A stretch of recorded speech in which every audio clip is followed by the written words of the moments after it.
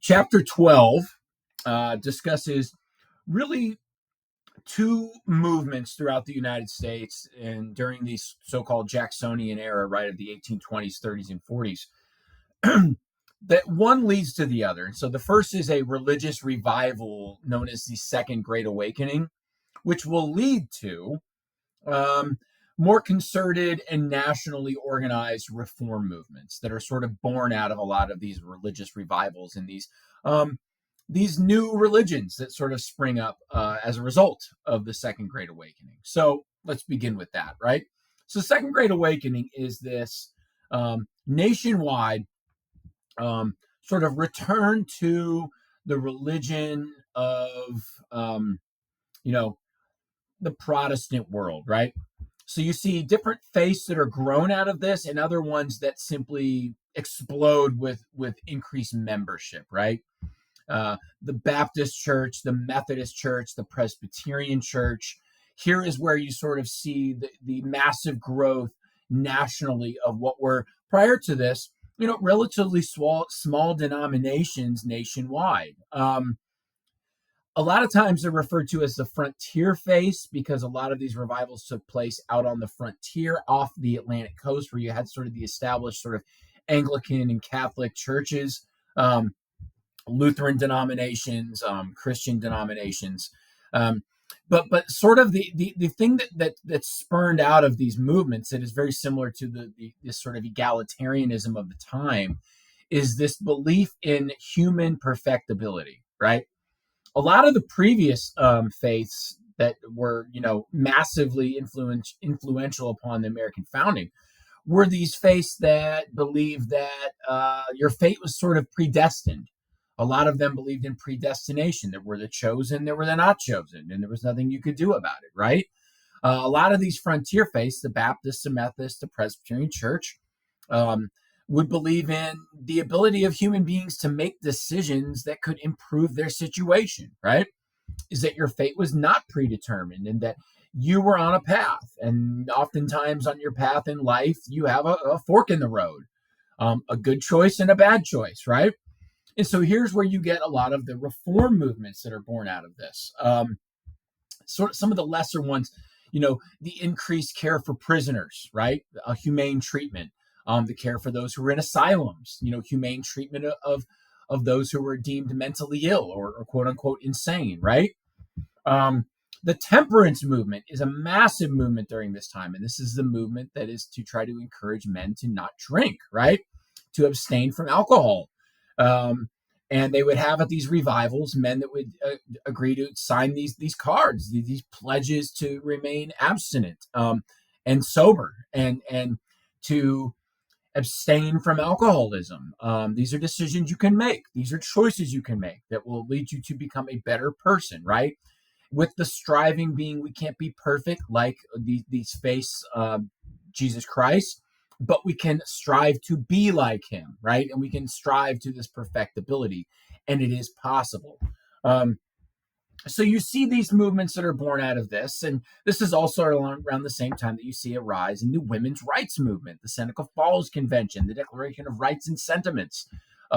Women like Elizabeth Cady Stanton and, of course, Susan B. Anthony, the Grimke sisters. These are influential people who have the foresight and the heroicism to say, I'm going to stand up to the fact that this male-dominated patriarchal society is declaring all people equal and denying women equality, not only in the political sphere by denying them the right to vote, but also denying them social equality and economic equality, that women in most instances could not own businesses or own land, et cetera, right? And so you see the rise of the women's rights movement. And again, women are instrumental in these reform movements in a whole. But again, with the hope being, if we can improve the conditions of this group or of this movement, perhaps we can get this patriarchal, male-dominated society to acknowledge that women should be treated equally as well, right? So this is sort of like, you don't really see it as first-wave feminism. We sort of attribute that to a 20th century movement. But it really is sort of first-wave feminism of demanding equality and demanding equal rights and standing up to this male-dominated patriarchal society. You also see educational reform led by Horace Mann, where we need to have a state-funded public education system, not just for those who can afford it, who have the ability to send their children there, but because this is going to benefit the republic as a whole. Whereas previous to this, really only a small percentage, small group of people were able to send their children to school. But the biggest of the reform movements that is born out of this time is something I've discussed in previous chapters that I'll go into a little bit more here, and that is the anti-slavery movement. And the anti-slavery movement could really be its own chapter. I mean, it is its own subsect sect in historiography. But in a nutshell, anti-slavery is a term that encompasses all the different groups that were against slavery for a myriad of different reasons. Okay. So you had abolitionists, which is the most well-known, and these are the people who were against slavery, felt it was morally wrong, and it should end immediately. But then from there, it splinters. You had abolitionists who felt that the races should be equal. White and black should be equal. You had abolitionists that felt that white and black could not be equal.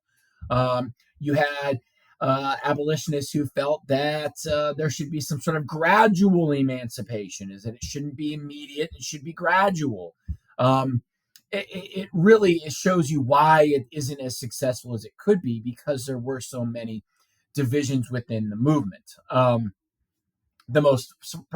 the most well-known abolitionist was William Lake Garrison, who published The Liberator out of Boston.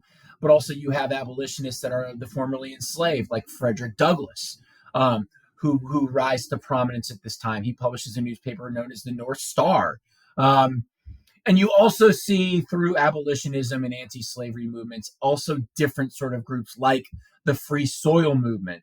This was a group that became a political party that was against slavery because they felt that the enslavers, those who owned human beings, had an unfair advantage in the marketplace. Is that you had these poor white yeoman farmers who were moving west and they were trying to make a living, and they couldn't compete with the enslavers because they had free labor, right? So it was more of an economical attack on slavery. And then you had people like the American Colonization Society. And these were people that were led by prominent enslavers saying, we want slavery to end. We want owners to be compensated for losing their property. But then we want the black population, the formerly enslaved, shipped back to Africa. And in fact, the American Colonization Society established a nation there, Liberia, with its capital, Monrovia, which was named after President at the time, James Monroe, when this was established. And this was a racist organization that said, we know slavery is wrong, but we also don't want to live side by side with a black population. And they had different reasons for this. A lot of it was straight out white supremacy. A lot of it was straight up racism.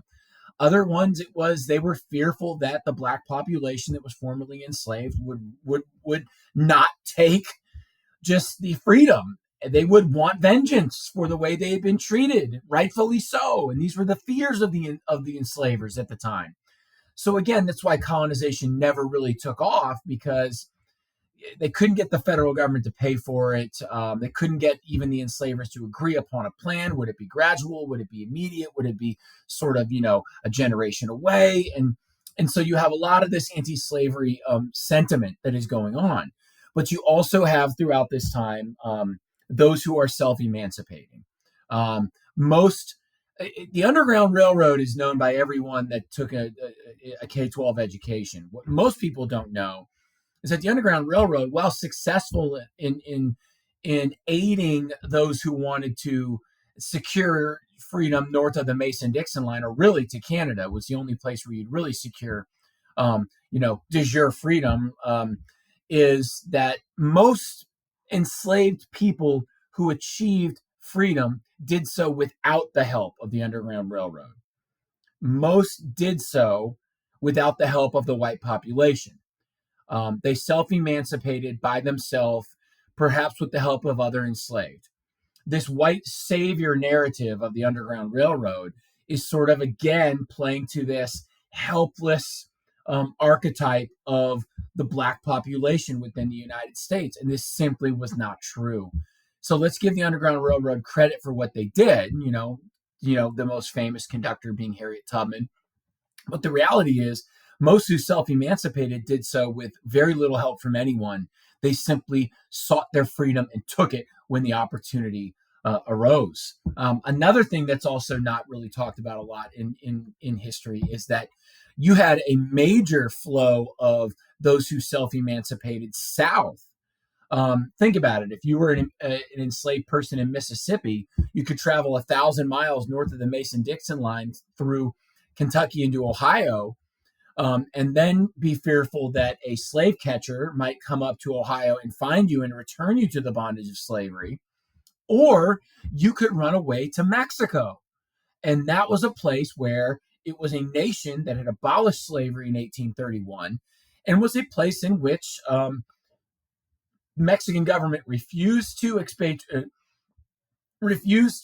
cooperate with the American government to return those who self-emancipated, etc. No extradition treaties, and so it was really a place where freedom was really embraced. But I think ultimately what we look at here is the only place you were really free if you were an enslaved person who self-emancipated is if you were on foreign soil in a place where that nation, Canada or Mexico, had abolished slavery and taken a stance that it was wrong. You were never truly free if you were in a northern state because of the fugitive slave law that was on the books since the 1790s, and especially when the new fugitive slave law of 1850, which was a more powerful fugitive slave law that was federally enforced, went on the books. But that's for another story, for another chapter.